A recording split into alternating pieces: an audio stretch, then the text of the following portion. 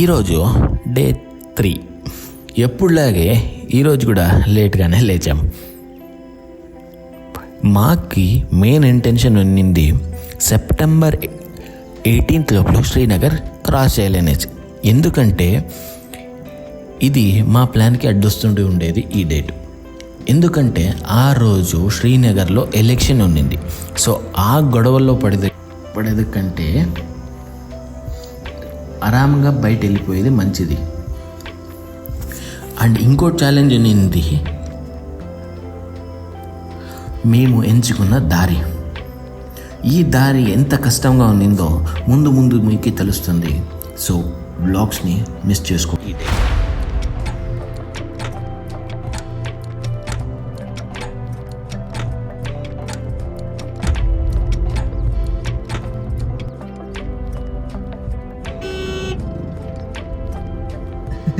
ನಿಯತ್ತಾಗಿ ಕೆಲಸ ಮಾಡುವಂತ traffic police. ಎಂತ ಟ್ರಾಫಿಕ್ ಆದ್ರೂ ಸ್ಲೋ ಮಾಡ್ತಾರೆ, ಎಂತ VIP ಬರ್ಲಿ ಸ್ಲೋ ಮಾಡ್ತಾರೆ. ನುಗ್ಗಂಗೆ ಇಲ್ಲ ಅವ್ರ ಹತ್ರ, ಕೆಮ್ಮಂಗೆ ಇಲ್ಲ.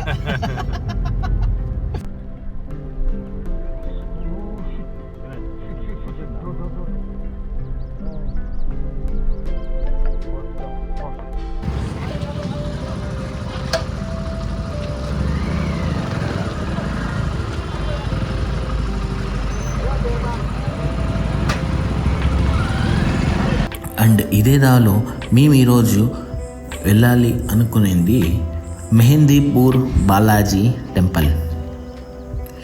ఈ టెంపుల్లో మాకు చాలా క్యూరియాసిటీ చాలానే తెప్పిస్తూ ఉన్నింది. ఎందుకంటే ఈ ప్లేస్ గురించి యూట్యూబ్లో మీరు సెర్చ్ చేశారంటే ఈ ప్లేస్కి చాలా అంటే చాలానే హైప్ ఉన్నింది.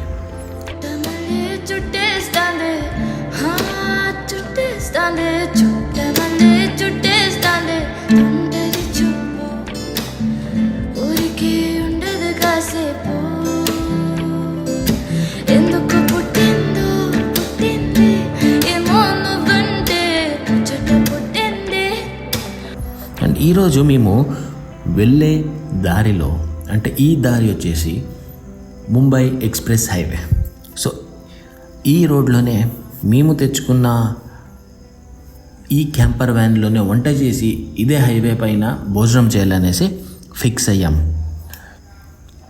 అందుకే ఒక మంచి ప్లేస్ వెతుకుతా ఉన్నాము వెళ్ళే దావాలో. అలాగో ఇలాగో లాస్ట్కి మాకు ఒక కన్స్ట్రక్షన్ అయ్యే సైట్ కనిపించింది. అది ఫుడ్ కోర్ట్.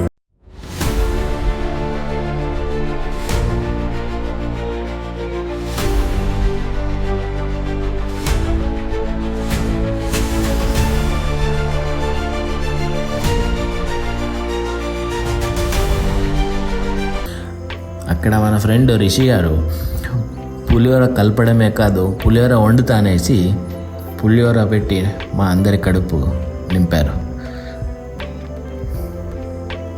అండ్ ఆయన తినిండే ప్లేట్స్ అన్నీ కడుక్కుని వచ్చే లోపలి నేను కార్లో ఉండే ఐటమ్స్ అనేసి వాపస్ సర్దేశాను.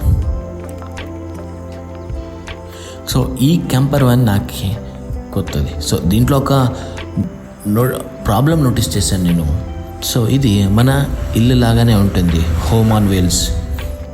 హెల్తీ ఫుడ్ దొరుకుతుంది. అండ్ ఈ హెల్తీ ఫుడ్ వండడంలో మాకు చాలానే టైం పట్టుతుంది.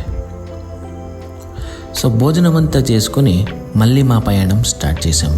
బట్ లాస్ట్కి మేము మా డెస్టినేషన్ రీచ్ అయ్యేకి అయ్యలేదు. బికాస్ క్యాంపర్ వ్యాన్ అంటే అనుకునే టైంకి కాదు. సో ఇక్కడే వెళ్ళే హైవే పైన ఒక్క పెట్రోల్ బంక్ వాళ్ళకి రిక్వెస్ట్ చేసుకుని అదే పెట్రోల్ బంక్లో మేము నైట్ టెంట్ వేసుకుని ఇక్కడే హాల్ట్ చేసాం.